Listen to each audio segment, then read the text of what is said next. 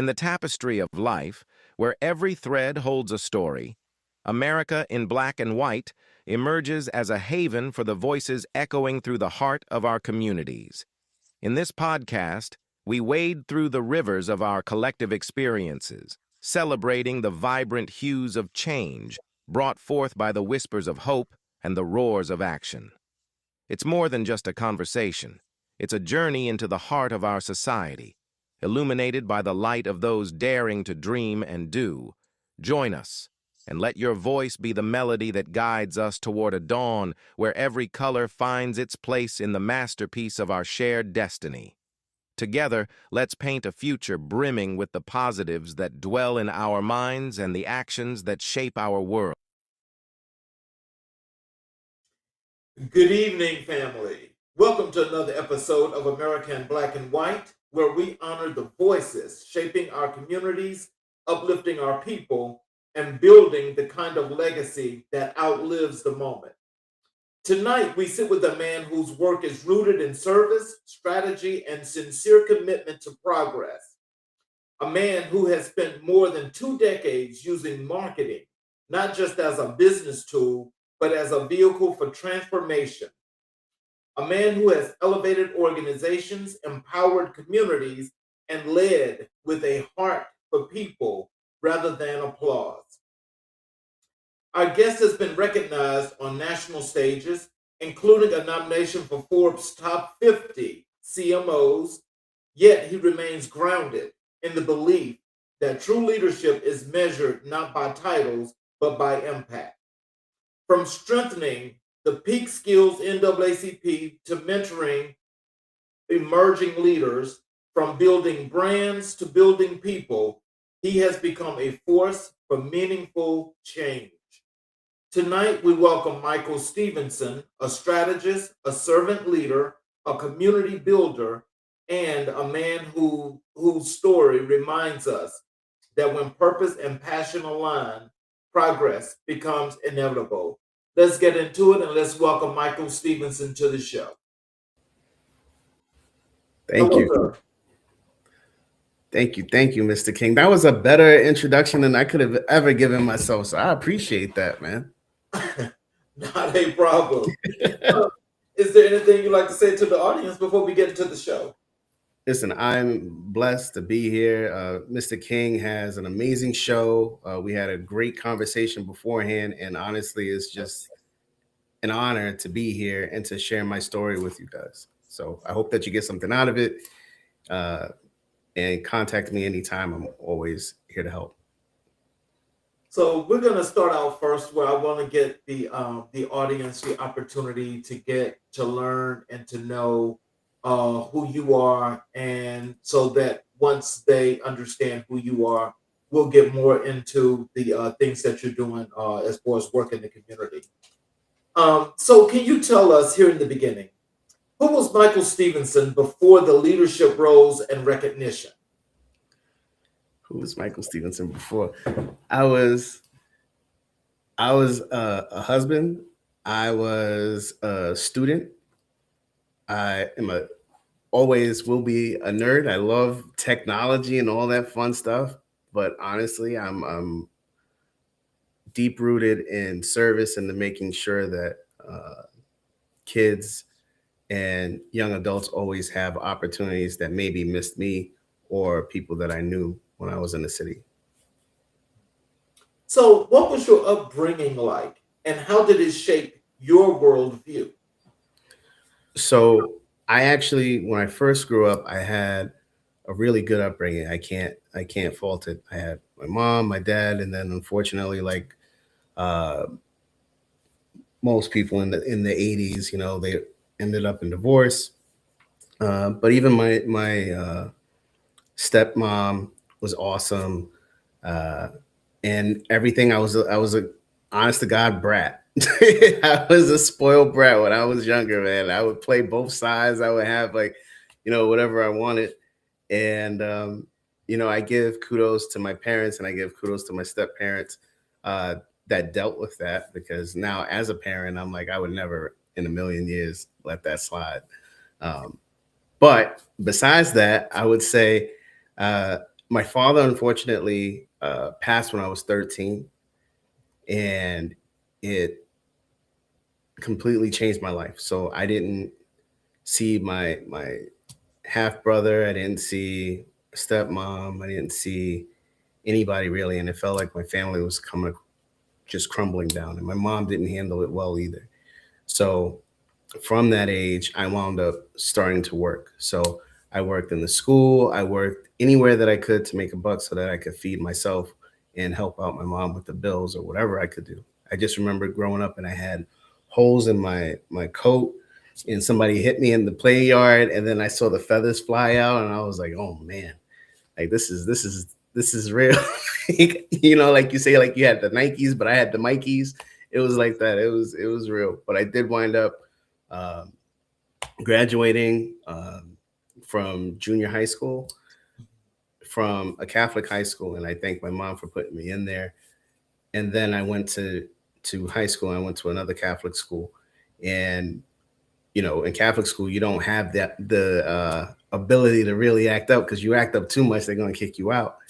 And I think that helped ground me in the way that I see things and I do things. But even with going to a Catholic high school, I went in the city, and we started off with 357 students as a freshman, and we wound up with 150 graduates, maybe, if that. Wow. And then out of that, maybe 25 went to college. Out of the 25 that went to college, maybe a handful that actually graduated. And I remember having a couple of our friends pass away. One of my friends, as soon as I went to college, actually got shot in the back of the head for mistaken identity.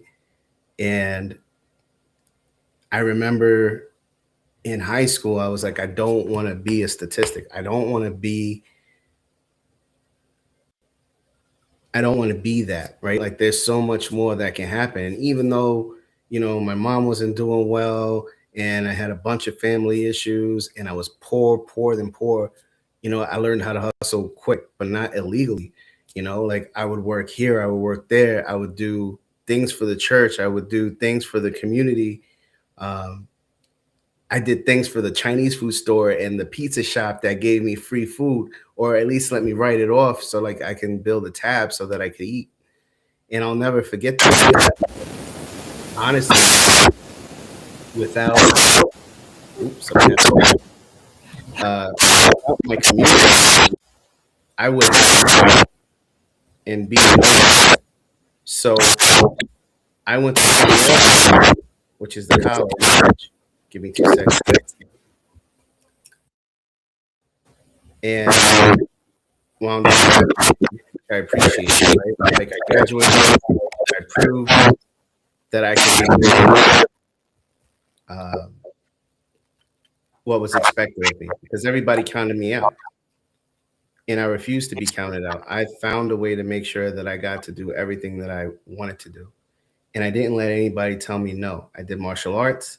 I did some boxing. I did retreats. I did everything that I could to be a member of the community and to help people out. And to me, that was everything. So by the time that I graduated high school, when I went to college, I started doing events. I started doing all these different things, and I made a name for myself there. But then realized that, you know, you can't major in that. You know, you can't major in partying. You can't major in being in part of a student group. You can't major in any of that.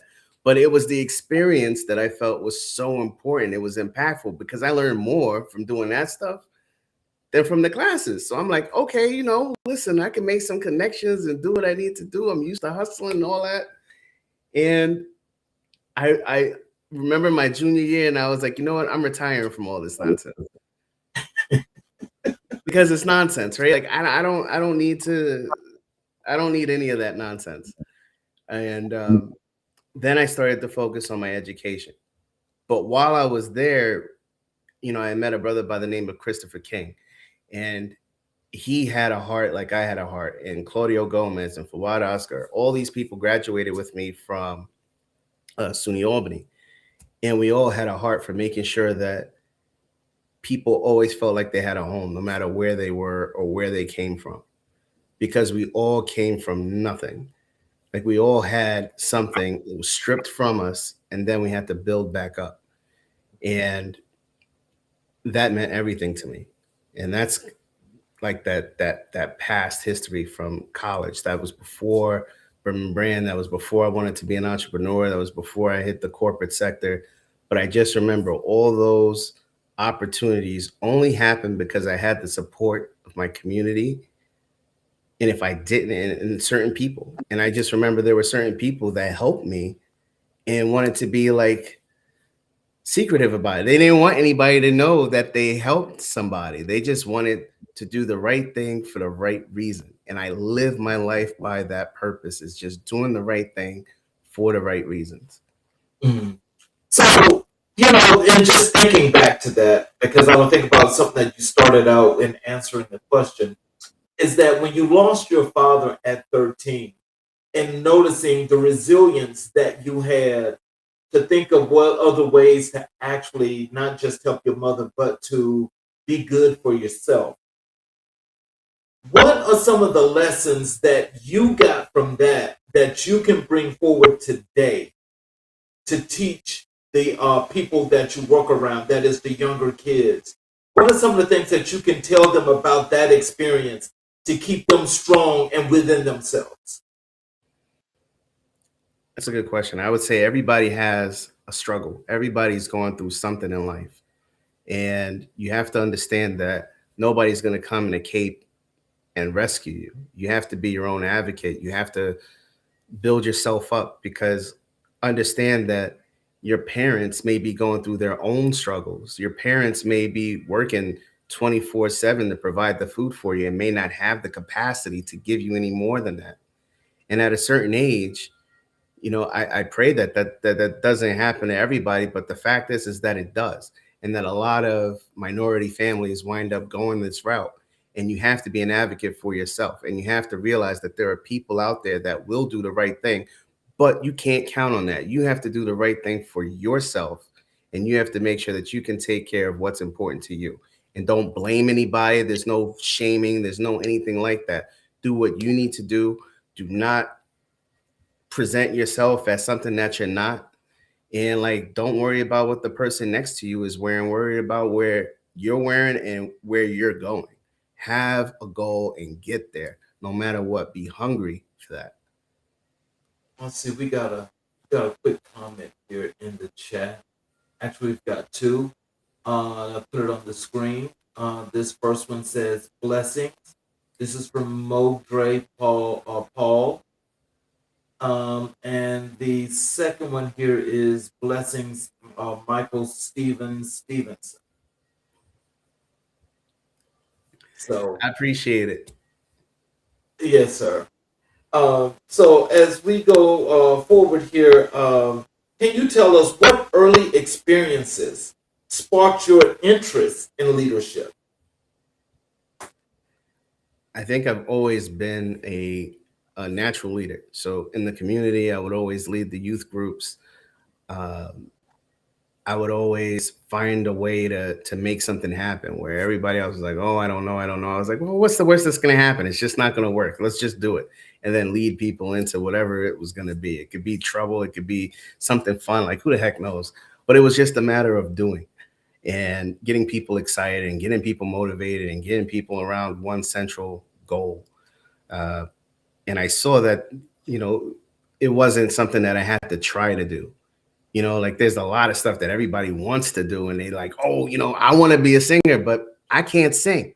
So I'm not even gonna go that route, right? Because it's just not gonna happen. Right. So things that happen naturally, if I was a natural singer, I'd be like, all right, let me develop that talent. I'm a natural leader.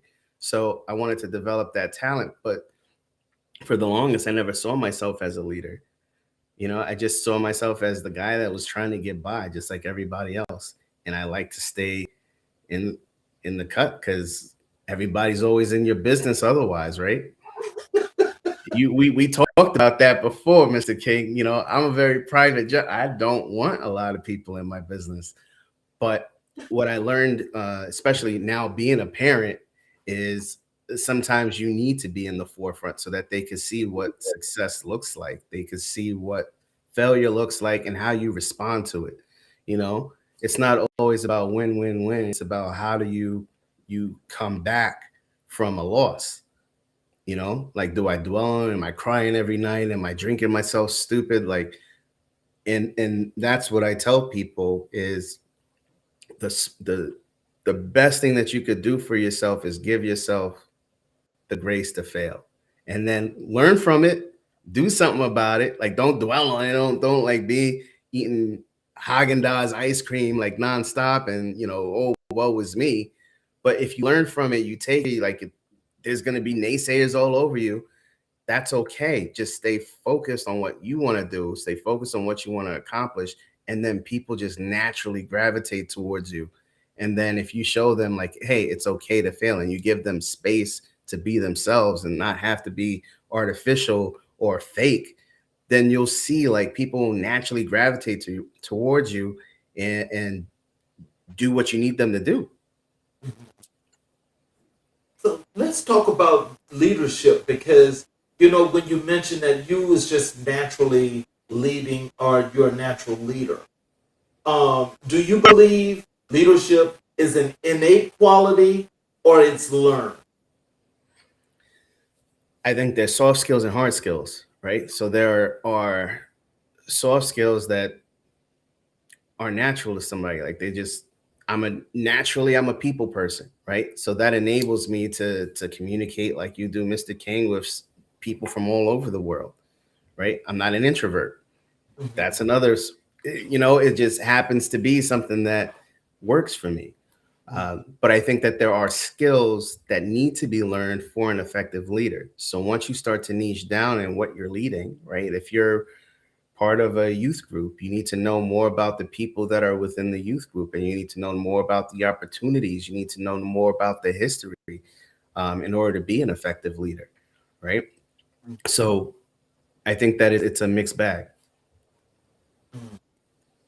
How did your family influence your sense of responsibility and service?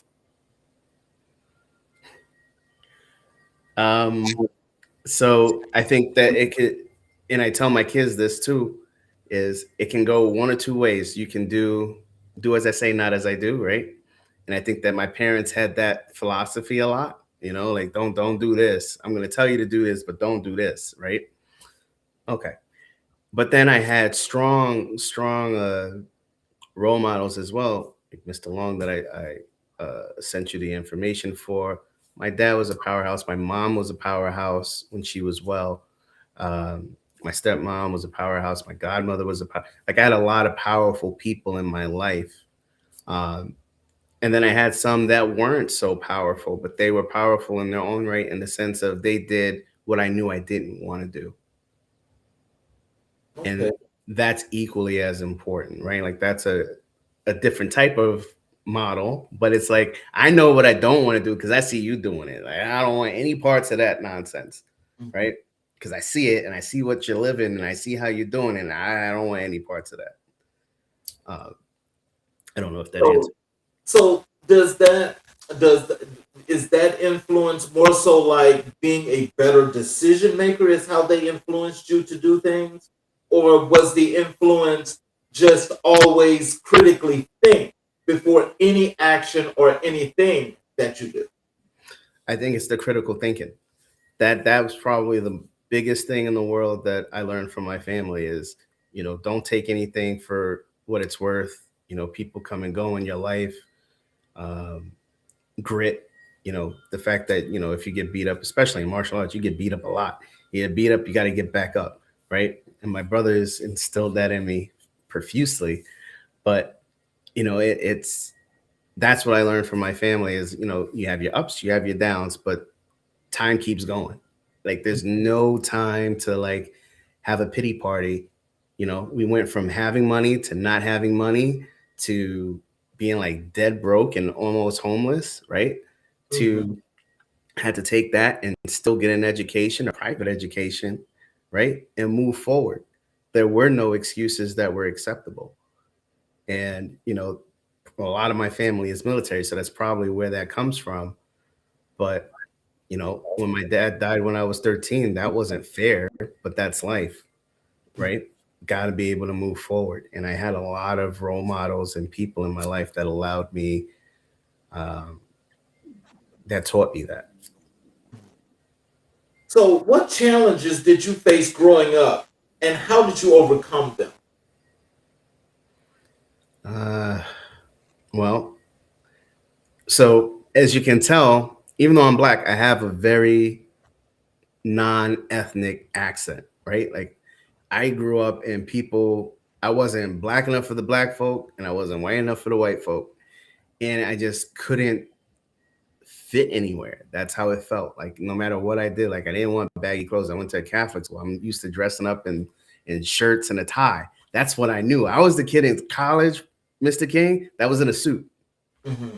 That's what I knew, right? But some people could consider that bougie. Other people think that you're trying too hard. That's just literally all I knew, Mm-hmm. right? So I had to overcome on both sides a level of stereotype. Like people would stereotype or try to put me in a box, and I just never fit in that box. And I didn't want to fit in the box, right? When I did and you would appreciate this, Mr. King, when I did the youth groups for the church, they wanted me to join the church. I said, nope. I'm not interested in that. I'm interested in the people and I'm interested in the kids and I'm interested in trying to make sure that they're heard and that they're seen and that we're doing positive things for the community. That's my interest. I don't want to follow anybody's anything, you know, and I think that that's probably why I'm an entrepreneur is because I'm hard-headed and I don't want to follow anybody else's rules. Mm-hmm. So when we just think about, again, as the work, not just as you're doing, but from your upbringing, what part of New York are you from, or were you I'm born? from the Bronx. From the Bronx. I'm from the And, Bronx. and being from the Bronx and just knowing the Bronx historically, I mean, you were able to be resilient enough to do a transformation. Tell us, what was it that made you do that transformation, and how were you able to do that to get to where you are right now? Well, you see what's out in the world, right? You see your family members, you see people that are doing whatever they're doing, and you see the outcomes of it. So what I learned at an early age is kids ain't stupid because I wasn't stupid. I could see what's going on. I could see what you're doing, and I could see that that's not where I want to go. Mhm. And what I learned at an early age is just because you have an opinion doesn't mean that it's going to affect me. Right, right. And that's that's kind of how I've always been is if I want to do something or I think that it's going to be helpful, I'm going to do it. Whether you're with me, whether you're not, is irrelevant. Mhm. And that's I think that's a Bronx mentality too, where you're just like, you know what, I'm going to do it, and ain't nobody going to stop you, right? Right. And if you can make it in the Bronx, especially then, like I lived in a good area of the Bronx, and again, I went to Catholic school, so I'm not a hood or anything like that. But those are still the people that are around you. Mhm. You still got to be able to walk home at night. You still have to be able to make friends. You still have to be able to, again, I'm wearing suits. Everybody else is wearing Nikes and Jordans and all the rest of this stuff. Mhm. Yet I was well liked. I was well respected. Um, I didn't really, I had no problems with making friends. And I think it's just because I stayed true to who I was. And, I could, you know, be who I wanted to be in any situation. Like some people call it being a chameleon. And it's not necessarily being a chameleon. It's just that I know how to act in different scenarios, And that, yeah, I guess that is a chameleon, but it's not a bad trait to have, right? Right. What is the one defining moment that changed the trajectory of your life? My father passing. Oh wow. Yeah. And I know that's still, as I go back and say, I know that had to be rough as a young man, Yeah. 13 years old, and like the strength primarily it seems like it just left. Yeah. I was devastated. Absolutely devastated. And even to this day, you know, I look at the pictures and I look at me and my dad, and then I look at the pictures of me and my sons, and I'm like, damn, you know. But So, mhm. go ahead. No, go ahead and finish. I'm sorry. No, I was gonna say, but it makes me a better dad. It makes me more conscious of health. It makes me more conscious of being present. You know, I need to lose a couple of pounds. I understand that, and I'm working on it. But at the end of the day, like I could have who I was before my dad passed and who I was after are two completely different kids. So, how did your environment shape your understanding of community? Well, I grew up in the era where you can have block parties. You know what I mean? Everybody's out, everybody's cooking, you barbecuing, you having a good time, you got the music blasting, they cut off the street, everybody's having a good time. And that sense of community is lost now. Yeah. But I grew up in most like I guess I'm a late millennial, right? We grew up in in an era where we didn't have technology the way that it's so prevalent now, but we did have it later as teenagers, right? Like we grew up with the inception of all this technology, and I think that having the ability to or having the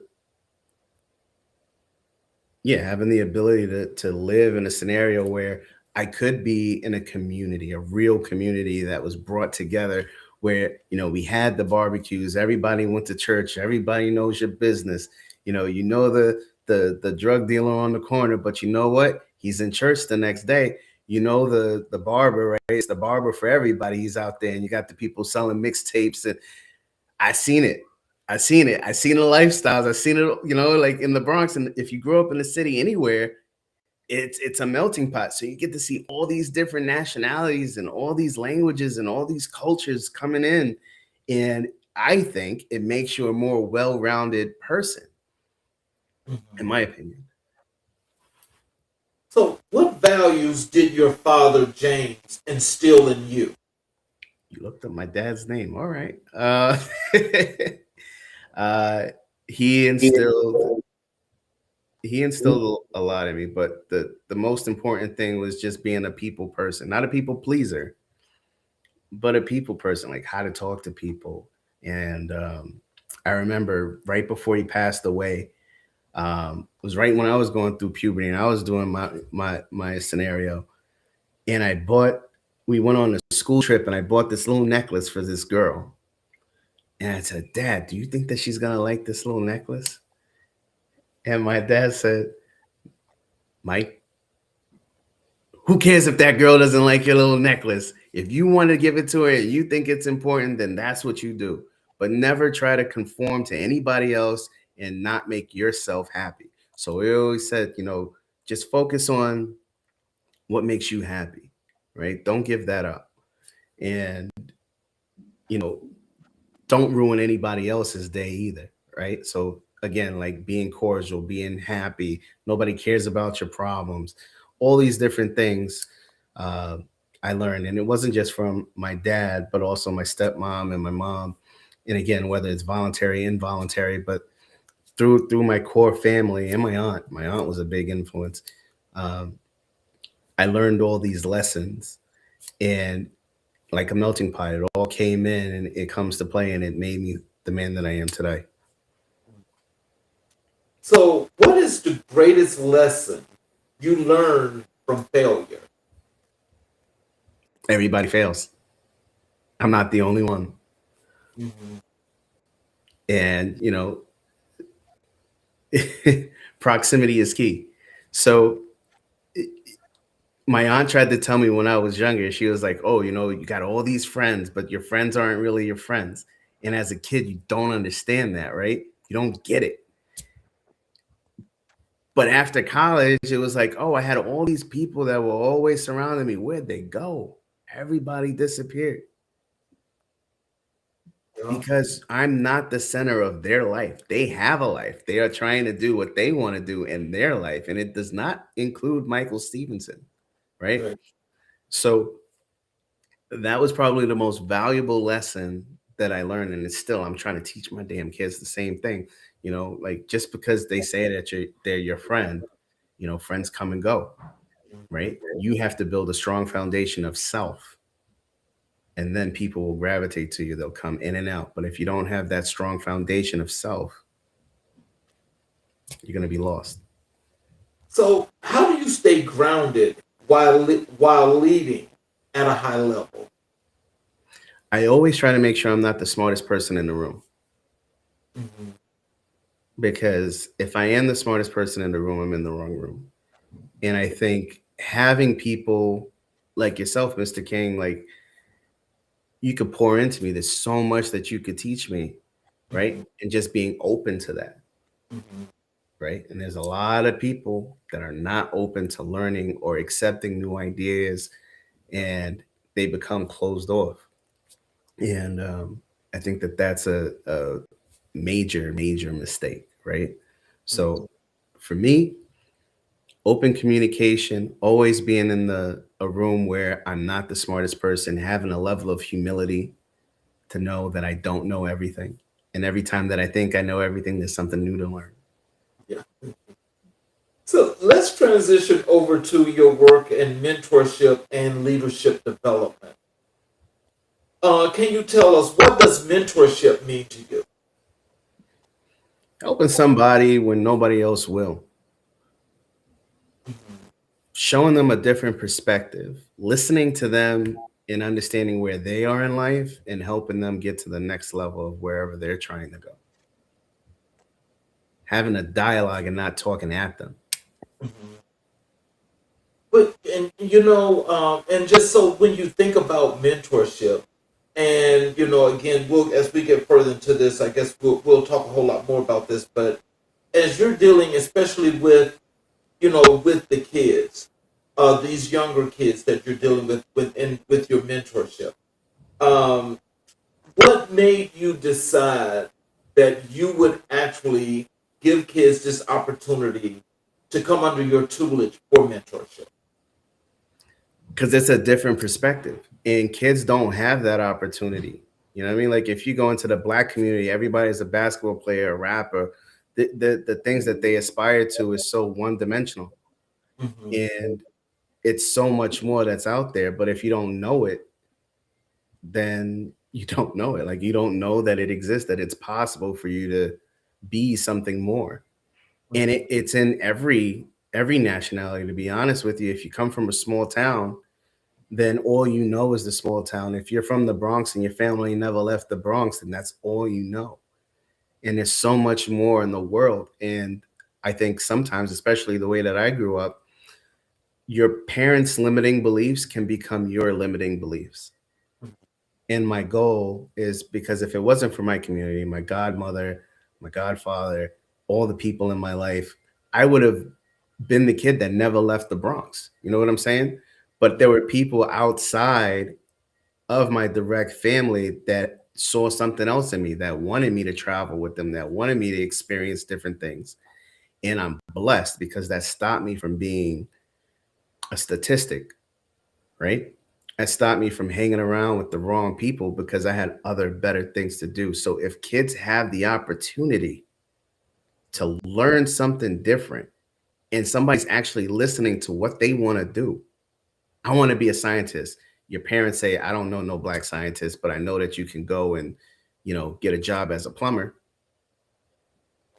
Why? There's Black scientists out there. There's Hispanic scientists out there. There's people that come from rural towns that can go into the city and be successful. Don't let your parents' limiting beliefs become yours. And that's a hard thing to say as a parent, but I am sticking to that statement because I don't know everything. My son wants to be a chef. I could barely cook, but we give him every opportunity imaginable to learn different recipes and meet with these different people and do these different things. The humility of understanding that I don't know everything, but I'm not going to limit my kids' ability to grow, right? Because that's what I preach for other kids. And I take that like so seriously because there's a lot of kids that have a lot of talent, but they're held back, not because they don't have the talent, but because they're not given the opportunity. Right. How do you identify potential in others? Their ability to listen. Mm. Now, that's a quality and a trait that not everybody knows how to do. And as we're sitting here, we're chatting, see, a lot of people, they think probably that when you say listen, a lot of people don't understand what it is to listen or to hear. Because most times, in most case scenarios, people are just hearing. So it's doing this. But only when they're actually sitting there to take the time to listen and to ask the questions to understand and comprehend what they're hearing, are they really, really listening. Mr. So King, how do you identify that skill? yeah, I've been given opportunities to speak in front of a lot of people in very small groups. Mm-hmm. And what I tell people is if my job is to affect one life, if there's a room of 100 kids, I would say 90% of them aren't paying attention. But I'm not doing this for the 90%. I'm doing it for the one kid that can resonate with my story and that understands that there's a better life. If I can make that one kid's life better, then I did my job. And as long as I have that mentality, I feel good about my day to day. But it's the listening. When you have that one kid or young adult that's listening, taking notes, asking questions, that's who I know. And that's why I'm like, listen, no worries. Come on. I may not have all the answers, but maybe I got somebody that's in my network that I can put you in front of. Mm. What is your approach to developing young leaders?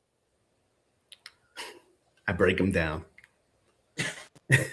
I break them down to build them back up because of everything that we just talked about, right?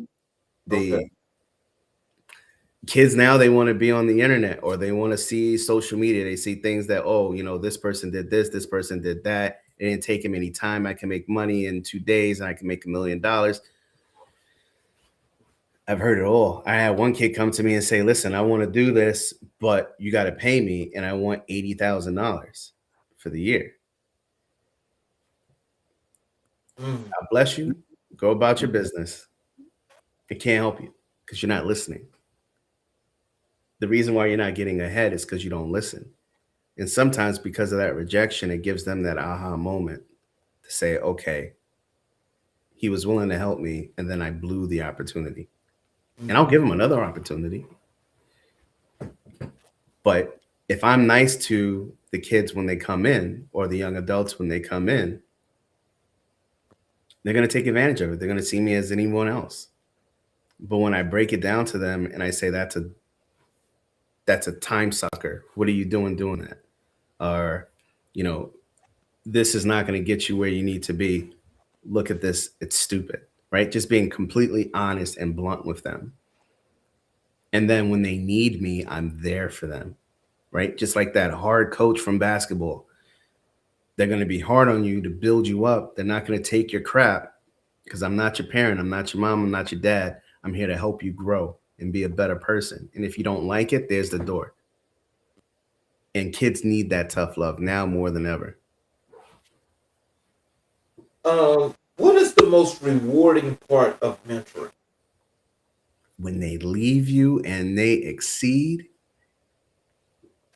there is nothing better than when the kid comes out, graduates or leaves you, and then they talk to you and they're like so excited and you see them build a family or they build a business, and like there's no greater feeling than seeing their success.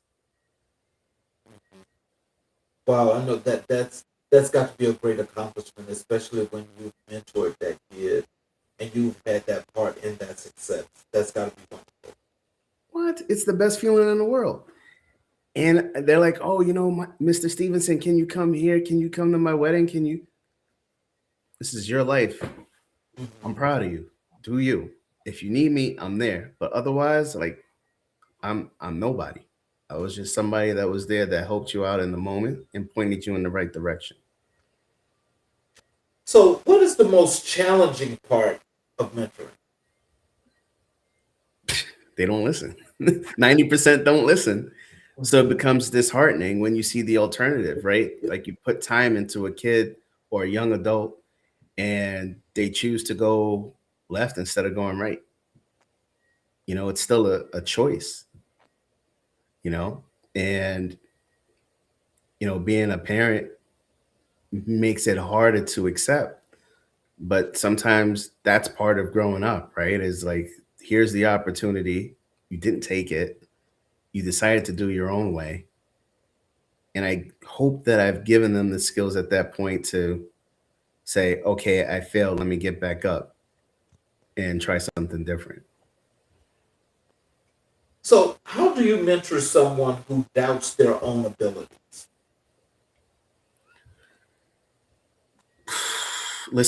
I listen to them. There's always a reason why they're doubting their abilities. Somebody brought them down, or they tried something and it didn't work out.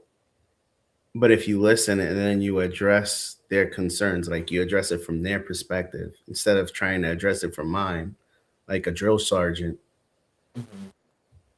then it becomes a dialogue where we're talking about a real scenario that they went through, their feelings about it, and then addressing that. So, let me just ask you this, and this is like a little bit, this is in this realm, but it's also a little bit outside of this realm. Because, like, let's say some of the kids that you're mentoring, and let's just say that there's some of that negativity in that last question that we're talking about. Let's say that comes from home. Have you ever had the situation that you had to speak with some parents about the energy that's being generated around the kid? Nope. And the reason for it is the parents will sometimes come to me and they'll be like, "Oh, you're working with little Johnny or whatever," uh, and we'll talk about life, right? As a parent, I refuse to tell another parent how to parent. It's not my job. I have no credentials to do so, and I have no right to do so. Mhm. What I do have, you know, again, going back to how we grew up, like the community raising the kids, right? Like having that block party. What I Mhm. am going to do is I'm going to make sure that your kid is okay. If he's in my presence or she is in my presence, Mhm. she's safe. I'm not going to Mhm. let anything bad happen to your kid. And this is what we do, Mhm. right? If the parent is okay with that, cool. If the parent is not, cool. They have every right to take their kid out, Mhm. right? Yeah. I'm not, we ain't going that route. So, what leadership qualities do you believe are essential today? Listening, patience, assertiveness, and the ability to meet people where they are, not where you want them to be. Mhm. So, in your mentoring of youth, are these some of the things that you try to teach them? Not only how to use these, but what they mean. Yeah, the goal is, some kids only learn, and I was one of them, by being in the scenario. Like you learn by doing, whether good or bad. You just got to do it. Yeah. Johnny hit his head on the freaking wall. Don't hit your head on the wall. Well, I'm gonna hit my head on the wall. Oh, yeah, hit your head on the wall. Ow, that hurt. No shit. You know, oh, sorry for cursing, but it's those scenarios where I try to give them room to make the mistake. I'm gonna tell you what I would do. I'm gonna tell you what you should do. But I'm going to let you do it your way, but in a safe environment where once you fail or you flop, I have the ice pack for you, right? And I say, all right, now you're ready to listen. No, yes. All right, let's try it again. All right, you bumped your head again, Johnny. Well, eventually you're going to learn not to hit your head on the wall. Wow. How do you help people navigate fear or uncertainty? I make them face it. So my business partner taught me that. If it wasn't for him, I wouldn't even be in this position at all. You wouldn't even know me at all. But he kicked the crap out of me and kicked all that negative stuff and like gave me not gave me, but showed me that I had something in me and that I could do it and that it's okay to fail, but learn from it, right? And do better and listen. So I try to impart that on every young adult that comes across and just say, you know what? Here it is, blunt. I don't sugarcoat anything. I don't try to pretend like I am the Don and I never made a mistake.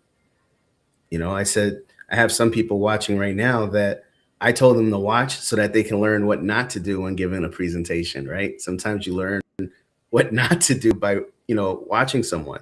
And I tell the kids the same thing. I'm like, not perfect. Just if you see me do something stupid, don't do it, right? You've identified that it's dumb. Like I want you to have that critical thinking piece, right? And that's how I develop it with them is like giving them the opportunities. So, what is one piece of advice you give every mentee?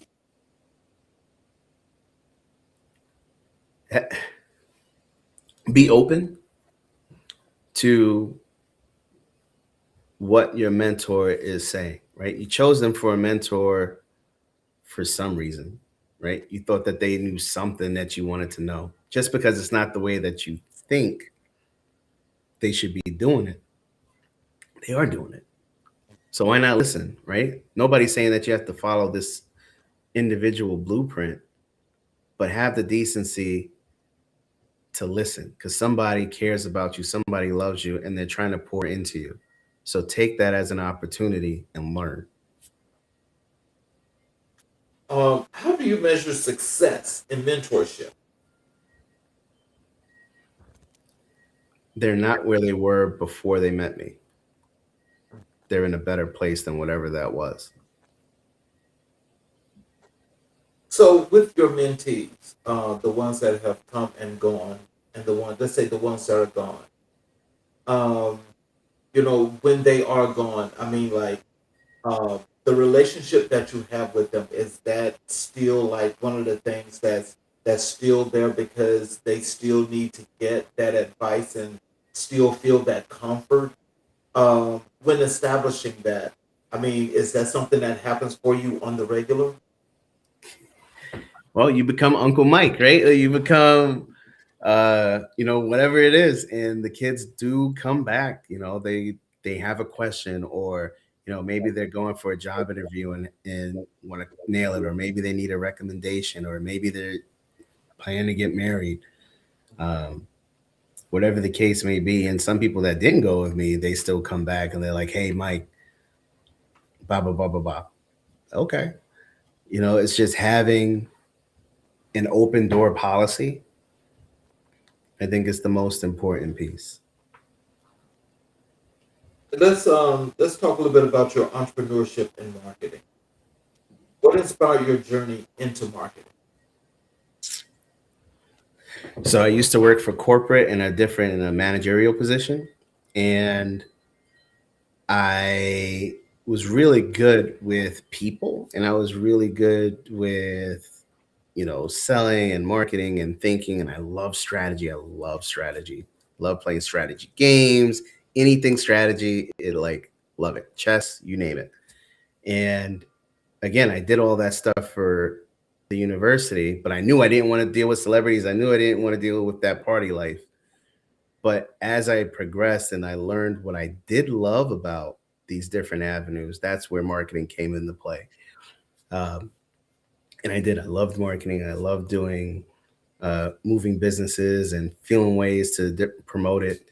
And when I started this entrepreneurial journey and I left corporate um, on a horrible note, but that's a whole nother story. Uh, but it did teach me that I would never work for corporate again. And it did give me the belief that people should come first. And I live by that belief. Uh, but for marketing itself, I tried everything when I first started. So I was like, oh, let me do social media. Social media is the big thing, right? This is like 12 or 13 years ago, I guess, at this point. Flopped. Bro, when I say flopped, I mean like flopped. And then because when you're first an entrepreneur, you're taking anything that comes in the door, right? So $50, $25, I don't care, just somebody give me a chance. And then you realize that without setting expectations or setting a foundation or making sure that it's worth the money, then you're lost. They're lost. It's a recipe for disaster. And it took a long time for me to learn because I was asking other entrepreneurs. I'm like, yo, I don't know this world. I want to learn it. And what I found is people are stingy with information. And I don't know why. Right? Like certain people are just real stingy with information. They think that they're helping you, they give you a chance, and then they start gossiping because you're not. And like I said, I wasn't good. I'm looking for somebody to show me what's better. Right? And everybody just kept gossiping, gossiping, gossiping. Again, those words, those negative words coming into play. But I wouldn't let it slow me down, like failure after failure after failure. And I had some good things that happened, but I was smart enough and humble enough to say, okay, this is what happened that was good. This is what was bad. This is what I need to improve on. This is what I have no business doing in the first place. Let me find someone else to do this, right? Mm-hmm. And it takes a long time to get that. But once I met my business partner, a lady by the name of Stephanie Bellafato, man, she is a blessing. She introduced me to my business partner. He owned a restaurant, was cutting up fish, bro. Nastiest thing in the world. Blood, guts all over him. He goes, what do you do? Oh, I do a little bit of this. Oh, so you're a hustler. And I thought about what he said, and I'm like, I guess so. He goes, all right, I like you. Come in. And it started the relationship from there. Right? But he showed me like all the different things. He was like, you're an idiot for doing this. This is a good idea. You should find somebody. We got to find somebody to do this. And we joined forces, and he showed me how to do real business into scale. And it's taken a long time, but like you said, like I was in Forbes, I've been in other things. I'm on this show with you, Mr. King, and it's all positive, but it all started from a mountain of failures. So how has marketing changed over the past 20 years? It changes every day, man. It changes every day. But like 20 years ago, Google wasn't really a big thing. You had Google, right? But you had other things. If you think about social media, what, 20, 30 years ago, you had MySpace and all the rest of those different programs. And then went from MySpace, Napster for music. Remember, you had the iPad minis or iPod minis for the music. Yo, all that's gone. CDs. Remember, we had disc. We had cassette tapes, right? Vinyl. All that's gone. Right? So all these different models, all these different companies, all these different infrastructures, malls are pretty much gone. Right? So the ability to shop, all these things have changed over the past 20, 30 years. And it creates a upheaval of tradition because you can't do you can do traditional marketing, but you have to accept that there are new ways of marketing to new audiences, right? With different buying styles and different habits.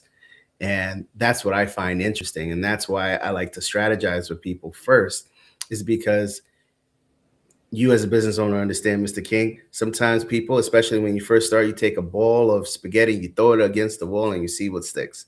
And you wind up losing your shirt, your hat, your blouse, your house. You lose everything.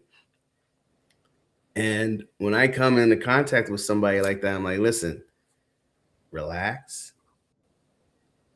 I even give them the first 30 days. I'm like, let's look and see if this is a good fit for both parties, because sometimes it's not, And I think that in a nutshell sets me apart from a lot of competitors, because everybody's trying to push their product. And my marketing efforts are completely different. I'm not going to push my product. I'm not going to push what I do, because people do business with people that they know, like, and trust. So you need the opportunity to do that with your consumers. They need to know, like, and trust you before they're going to make that purchase. So what makes a brand truly impactful? One that's people focused, one that understands who they serve, one that is not just about a logo, one that you stand behind and it, especially as a solopreneur, like you are your brand. So from what you wear to how you talk to how you do your business, all that is part of your brand. And what makes a strong brand is someone that understands that, and a company that understands that. So, how do you balance creativity with strategy? I hire people that are creative and I stick with my analytical brain because I found that that's the best way of doing it. Even though like I have some artsy talent, it's not to the ability where I want it to be or where I need it to be as a company. So again, getting to the point where I can fire myself from different positions and hire people that are way better and more talented and more in the know than I am.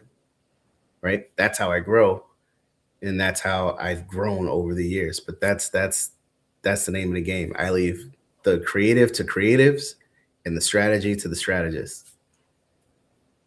So, I want you to, if you could tell me a little bit of the secret sauce. How do those two actually mesh together? How do you make them come together to do its thing? Because I know when you're strategizing and you got this creativity, they both equally can do lots of things that's impactful. But how do you make them work together? You can give me a little bit of the sauce. Don't give me all your sauce. It's all right. So I would say it's like being in the kitchen, right? I'm learning this from my business partner. So we used to have 3 partners, right? All very talented, all very impactful individuals. And then we went to 2 partners. And then we went from the 2 partners to 1 acting partner. So I'm the acting partner, and my other partner is a silent partner. And why we did that is because we were able to identify that when you have too many chefs in the kitchen, nothing ever gets done.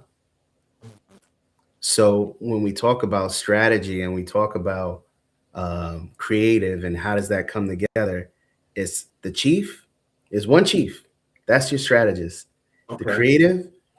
The creative is going to do what the creative does, but then they're going to take the direction of the strategy. They're going to take the direction of the strategist, and then they come together and they come together, not separate. They come together and give 1 final product, but they have to follow 1 lead. Okay.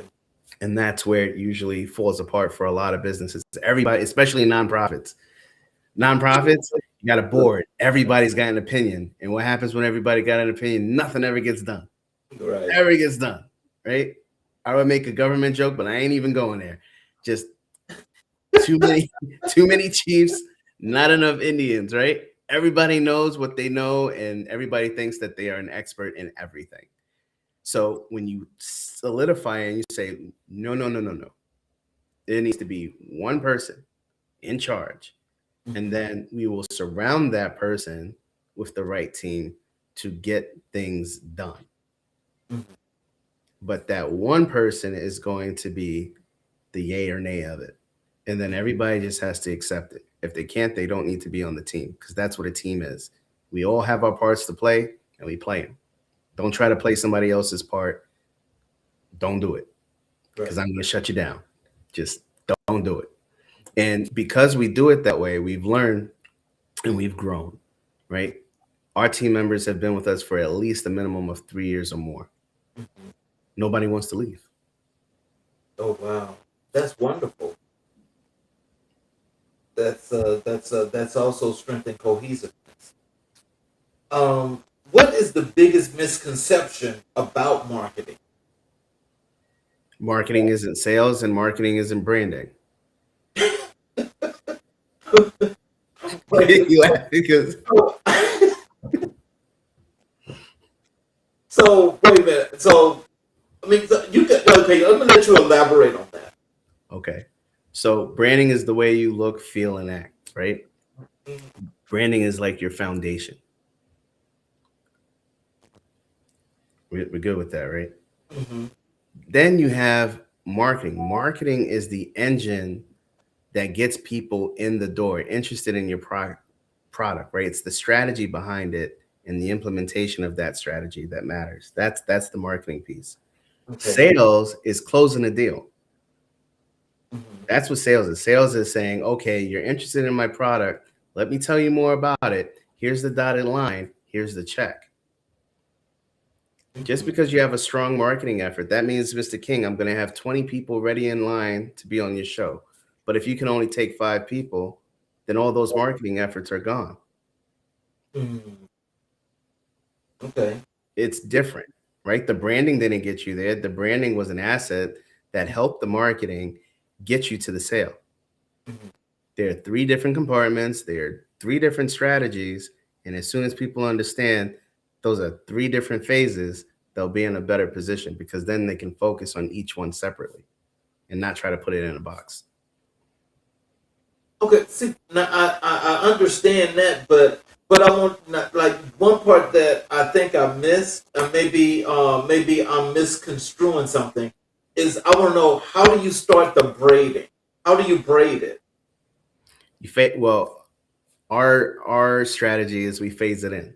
So we start with Okay. building the foundation, then Mhm. we build and develop the assets. So assets could be a website, assets can be an app, assets can be a SaaS program, it could be a number of different things. Then we do the marketing, right? But the marketing has to align with the business goals, Okay. right? So that's how we can do it. And then we create what's called KPIs, right? And we have that agreement with the business owner. Here are your key performance indicators.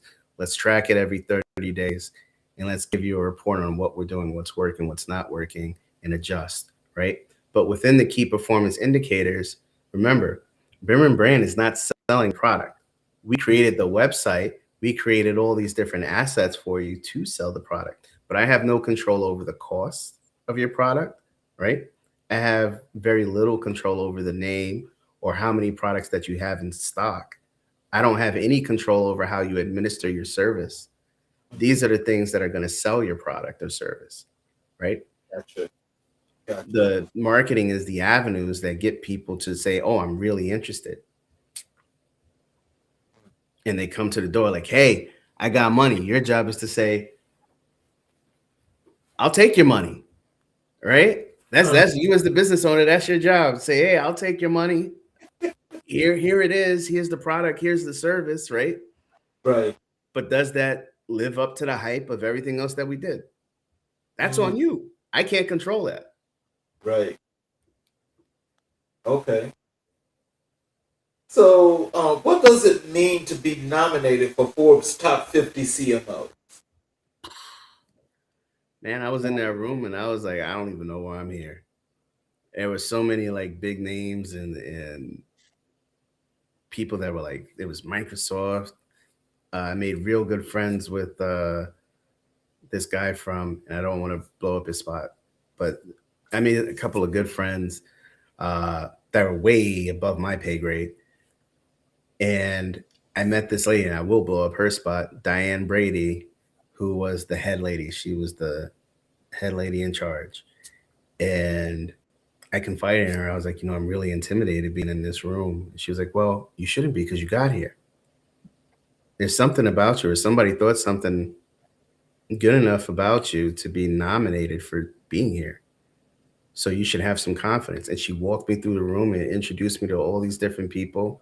Found out the person I was sitting next to was a big exec for a very large company. I had no clue. But again, being in the right rooms, having the opportunity, having a level of luck, but taking advantage of that luck, right? Just because it happened, what are the chances that it's going to happen again? Who the hell knows, right? But that was a good catalyst to get people's attention and to solidify my authority in the field. So, how do you use marketing as a tool for community empowerment? So for our company and what I administer for other companies, for all our clients, is I always have a community component in there, meaning there's always some hook that I have in there that's going to help out the community that they serve. Right. So every market strategy has some semblance of that we create. And then what we do internally is we have a no thank you policy. And what that is when somebody gives us a referral, they have two options, right? They can take the referral bonus, or I'll donate that referral bonus to whatever charity means most to them. And this continues to reciprocate giving back to the community. And the goal behind it is, and you'll never see it in any of my socials, or it better not be there, is somebody saying thank you or us shouting out a nonprofit or a person or a kid that we helped out. Absolutely not. And again, because when I was a kid, there were people that helped me that did it just because it was the right thing to do. And I want to live up to that and pay that forward. So anybody that works for me, anything that we do, I don't want any recognition. And our company better not be anywhere near any recognition to help out that person or that organization that really needed it. Oh, wow. So, what is the most important skill for entrepreneurs today? Resilience. Understand every day is not going to be a great day. You're not meant to be happy every single day, 24/7. You're not going to be a millionaire overnight.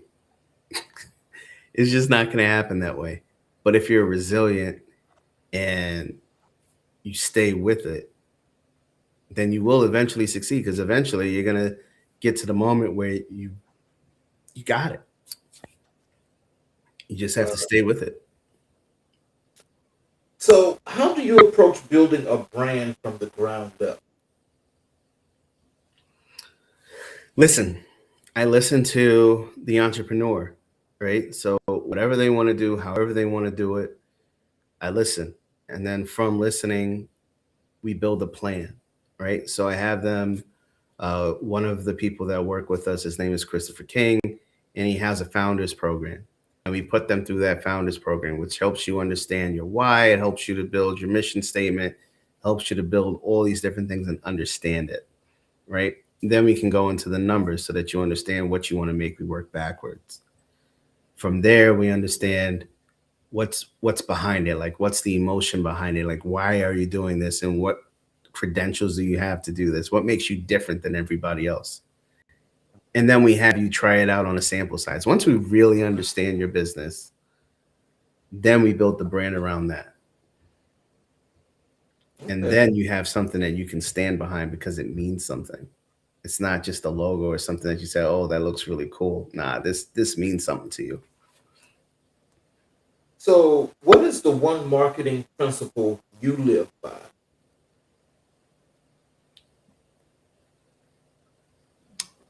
Be adaptable. Be adaptable.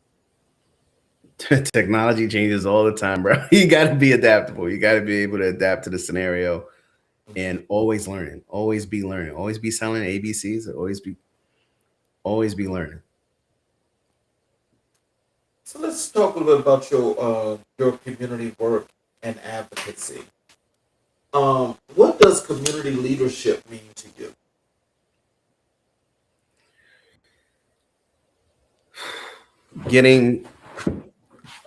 Helping out where I need to help out, right? Where I'm needed. Because sometimes you're not needed. Like sometimes people just go into leadership positions because it looks good on a resume. I'm not into that. I ain't got the time for that. So it's where I can do the most good in whatever position that organization needs me to be in. As long as I'm capable of doing that job, then I'll do it. And I think that that's real community leadership. As long as if you say you're going to do it, do it. Don't say you're going to do it and inflate because life happens. Okay. How did you become involved with the Peak Skill NAACP? The Peak Skill NAACP, I used to live in Peekskill, and while I was there, I met a gentleman by the name of Martin McDonald through the chamber, I believe, is how I met him. And he is still one of the people that I would consider my mentor. He hates when I say that. I don't even care, because he still is one of my mentors. And if you're listening, Martin, you're still one of my mentors. And he he had a real passion for this, man. Like he had a real passion for helping out the youth, both in Peekskill and in Ossining. And I was with it. I was all for it. And we started, not started, but we helped out the NAACP Youth Division, and then we wound up connecting with other NAACPs in the area, and then we wound up traveling up all over the place, like advocating for youth. And that's really how that started. So, what strategies helped elevate the organization to national recognition? Your The team. organization, that is. Teamwork, bro. Teamwork did everything. Just the fact that we had it, uh, again, everybody knowing their position. Like Martin was a really good leader. He put things into perspective. He put people in positions and made very clear expectations about what was to be expected, X, Y, and Z. And then having opportunities. So taking advantage of the different opportunities and having people that you can count on, right? True teamwork. That's what really made that work. So, what are the biggest challenges facing communities today?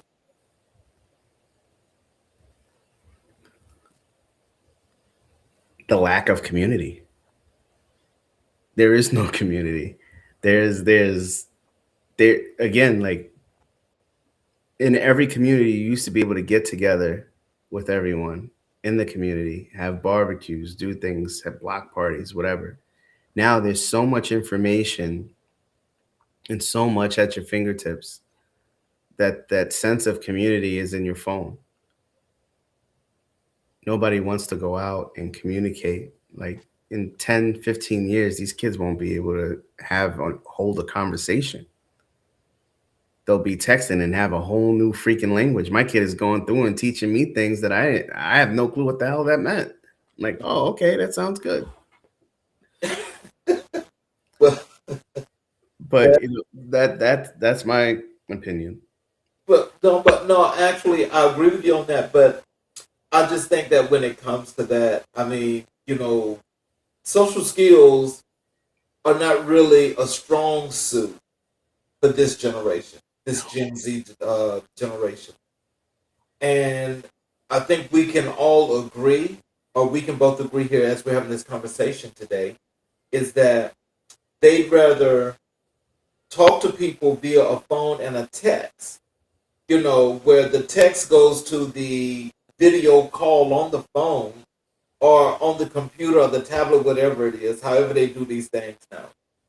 But in that whole thing, the actual socializing and actually meeting people out in places in public is kind of like not the thing for these kids, despite most of them saying that they're extrovert. But you can't be extrovert if you're not out here meeting people, socializing, and getting to know people personally. Because I think what's happening to just all of us primarily is that cell phone, I call it God's devil. Not God's devil, but it's the devil. And I call it the devil because people are not willing, that well, I'm gonna say everybody, but there are an enormous amount of people that are just not willing to socialize with people anymore. And this actually really came to fruition in what I saw from my vision is when COVID came. And so it's like to say, hey, yeah, let's meet here for lunch or meet here for coffee and let's discuss this. Well, can we just do the Zoom? And I'm like, well, I really don't be feeling that. Just so you know, I mean, because I love the fact of in doing this show here as we're growing, how we're doing this from the virtual perspective because it's still enlightening. But I think nothing takes the place of when, let's say, if I was able to actually bring you inside of a studio and you sit there and we have this conversation, because that conversation would be much more realistic than what we're doing now. I completely agree. Completely agree. And that's as much as we deal with technology in our company, because we deal with a lot of tech, I still like traditional methods of marketing or talking or conversating or coming together. Like I hate having to sit and be on like 8 Zoom calls in a day. Like it's the worst thing in the world. Like, is it productive? Sure, it's productive. But is it boring? Is that why I gained weight? Absolutely. There's no motion. There's no nothing. You know? Like, I want to go outside, play basketball, or like have like we live in a nice little community. Why can't we have a barbecue? Oh, because Johnny doesn't like this person and nobody's ever met that neighbor or that neighbor, or we saw online that this was a Well, I'll just tell you, I find that to be one of the truly one of the moments and the things that I don't think most of us that understand what that means from my era, because I know I'm much older than you, but I mean, I don't think I've ever gotten used to that. But when I've had, as you mentioned, all those Zoom calls, sometimes I have 5 of those a day, and it's like that in itself drains me so mentally because for each of those Zoom calls, it's like you have to switch personalities. You're doing code switching like crazy. yeah. And so that's the thing, and that's the mental strain, you know, at least for somebody like me. But I'm sure that younger people can do that like it's nothing. But I can't. I really don't like doing that. um, It's a necessary evil at this point. how do you build trust within a community? Show up. Okay. Nobody's gonna trust you if you don't show up. Everybody has something to say, right? Especially on social media. Everybody's a warrior, everybody's an expert. But when you show up, that makes the difference. I'm physically here in this community. I'm physically here doing these things. Not everybody knows who I am, but the people that need to know who I am. So, what role does communication play in community organizing? Everything. Everything. I know, Mr. King, that you have been a part of community events where you're like, wow, this is so unorganized. This is nuts. Right. And it happens because it's too many chiefs and not enough Indians. Nobody's listening to the other person. Everybody's got their hand out and everybody's got an opinion. Yeah, that is true. So let's talk. When we chatted and told you we do Black History 365, and I asked you who were the most influential people in your life and career. You told me Mr. Long, your father James Stephenson, Martin McFadden, and Christopher King. Can you tell us who is Mr. Long and how did he influence your leadership style? Mr. Long was my dad's best friend, and he was an avid golfer, actually a fairly famous golfer. Um, and he just had like that swag, man. This guy was driving Cadillacs and like always even keeled and like physically fit and didn't take crap from anybody. Even my dad, like those two would get into fights and it was hysterical to watch. But like he just didn't take crap from anybody, right? And to me, like seeing him like a black man, like he's successful, he's not like boisterous, he's just you could tell he's in charge all the time. Anytime you met him, friendly as can be, but you knew he was in charge. So, what impact did your father, James Stevenson, have on your character? His swag, like his just ability to be in a room and brighten the room. And I give my ability to do that to him because I go in a room, I can make everybody smile. We're gonna have a good time. Boom, boom, boom. The worst the scenario is, the more calm I am, and it's because it's, it, I'm here. I'm alive. What are we complaining about? We do marketing. Nobody's gonna die from what we do. You know what I'm saying? Like it's not that serious. Everybody's gonna be okay. You know, life is gonna continue. But like that attitude I got from my dad. So, how did Martin McFadden shape your understanding of community work? So there's Martin McDonald and then there's Paul McFadden. So those two Oh, men, but they are both equally important. Uh, Martin, we talked about already, just the fact that this is a black man that stays on top of his community. He doesn't hate any color. He just wants our community to come together. And he developed programs. He was like, if this room isn't open for us, we're going to create a room that's specific to do what I feel is important.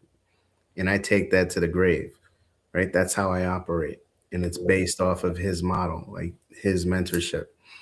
Paul McFadden is a brother that's out in Tampa, and he works hard, and he's just always in it, and he always has a positive demeanor, and he talks about alignment, and it's very clear of how that works.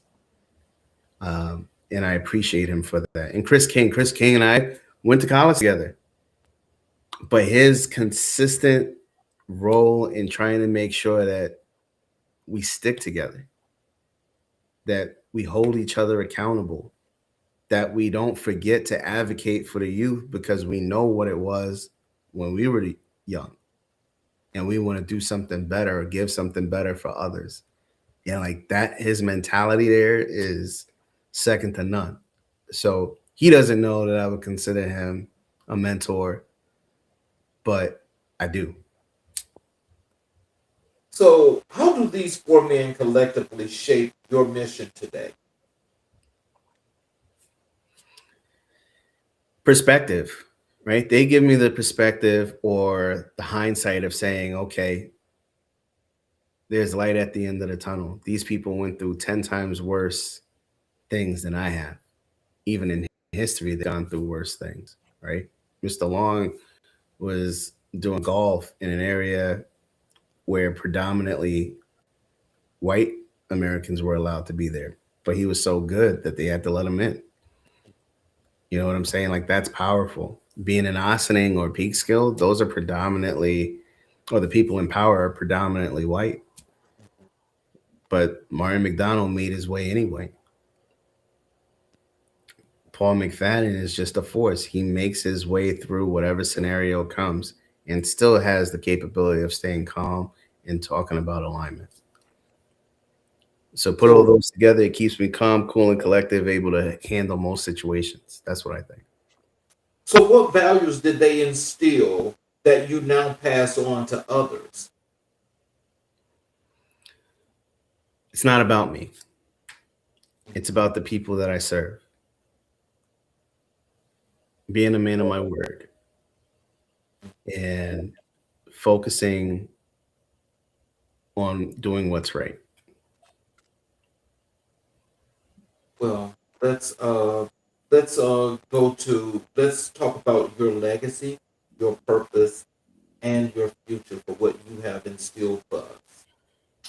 What legacy do you hope to leave behind? An old school legacy, man. Saying it's okay to pay it forward. It's okay to know that there's good people out there, that you don't have to judge somebody by their skin tone. Like talent is talent, man. And everybody has some talent. They just need the opportunity to shine. So I hope the legacy that I give is pay it forward, give people the opportunity to show you who they really are. So, what projects or initiatives are you currently working on? Oh, there's that's an open-ended question. So there's a lot. So there is a young lady out in Baltimore that is working with kids with autism and disabilities. So we're working on a program out there to advocate for those kids and get them the help that they need. There's another similar program that we're working on here in New York that is similar, but it's for baseball, getting kids uh, that have issues, autism or whatever, disabilities, the opportunity to play sports. Uh, there's another program that we have, the Black Diamonds, And I don't really do that much with them, but I will always uh, plug them because I was a board member. And that's getting kids to increase the graduation rates of Black and Hispanic men in high school and get them into college or BOCES or any other program like that. And then there's WHAM Academy that's out in DC where we advocate for mentorship for young men. So, what message do you want people to take from your life's work?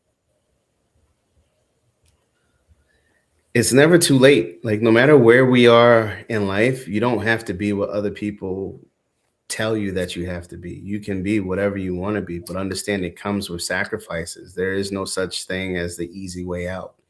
And if you stay focused and you stay grinding and you stay understanding, like, every day is a struggle, but you're going to struggle anyway, right? So why not struggle doing the things that mean something to you and understand that your actions can affect and impact somebody that you didn't even think.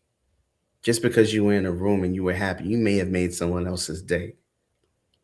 So stay humble, stay kind, and don't judge.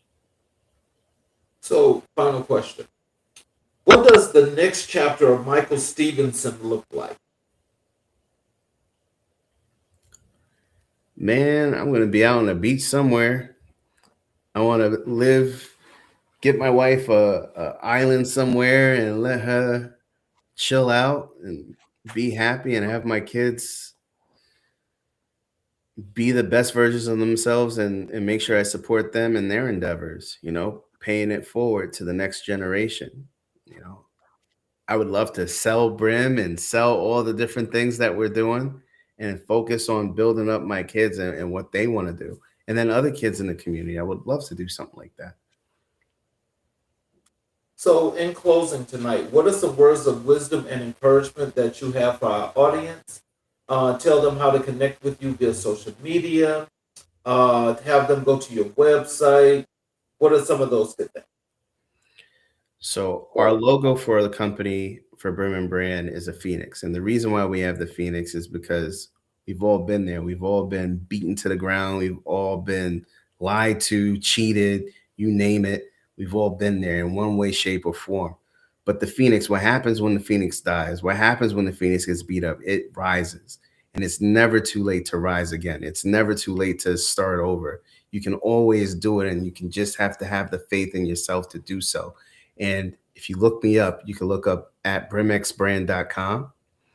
That's our website. You can look up our handle on Instagram at brimxbrand or on Facebook. And you can look me up, Mike Stephenson, on LinkedIn. The goal is we all rise together or we all die together. I'd rather rise. Well, before I do my closing monologue, what I want to say to you is I appreciate you taking the time to be here. This is a great show. And definitely, I hope that people in the various communities got the messaging, of what it is to be about teamwork, how to build together, but also how to stay resilient. And I definitely appreciate that because your story definitely preaches resilience. Thank you. So, in this closing monologue, tonight we were reminded that leadership is not about spotlight, it's about service. Michael Stephenson embodies what it means to build, uplift, and empower with intention. His journey shows us that when you commit to elevating others, your impact becomes generational. From marketing to mentorship, from boardrooms to community rooms, Michael's work reflects a simple truth. Progress is a collective effort, and leadership is a responsibility, not a title. As we close this episode of America in Black and White, let us carry forward his message that meaningful change begins with people who care enough to act, to serve, and to lead with purpose. Thank you, Michael, for your dedication. Thank you, family, for joining us. And as always, stay informed, stay empowered, and stay committed to the work that you all do. I'm your host, Charles King, signing off until tomorrow, where we have another great episode of Final Word Friday.